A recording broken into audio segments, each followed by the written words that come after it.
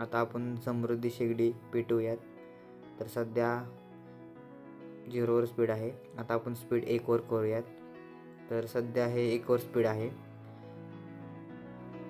मोटरमधून हवा फेकली जाते आणि इथं जाळ लागला जातो. त्यानंतर ना आपण स्पीड पण वाढवू शकता.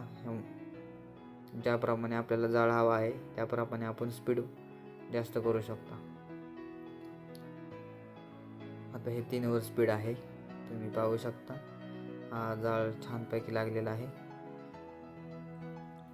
या शेगडीची क्वालिटी पण चांगली आहे. आता आपण स्पीड कमी करूयात. हे 2वर स्पीड आहे. आता क्वालिटी आणि दिसायला पण छान दिसते शेगडी. आता आपण 1वर स्पीड करूयात. तुम्ही ही शेगडी कमी स्पीडवर सुद्धा वापरू शकता. आत्ता सध्या 1वर स्पीड आहे. या शेगडीमध्ये सर्व प्रकारचे लाकडे चालतात, कोळसा चालतो आणि कमी स्पीडवर पण तुम्ही वापरू शकता.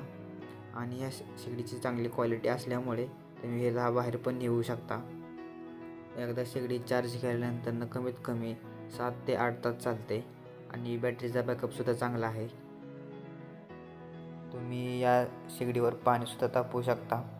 आता सध्या मोटरचं स्पीडवर 1वर आहे आणि जाळसुद्धा चांगला लागलेला आहे. तुम्ही पाहू शकता ही समृद्धी शेगडी आहे. ही जी जागा आहे ते भांडे ठेवण्यासाठी आहे. तुम्ही ही शेगडी पाहू शकता. तर या शेगडीचा चांगला प्रतिसाद आहे. सध्याच्या युगामध्ये LPG हा गॅस 6000वर गेला आहे. तर ही मोटर आहे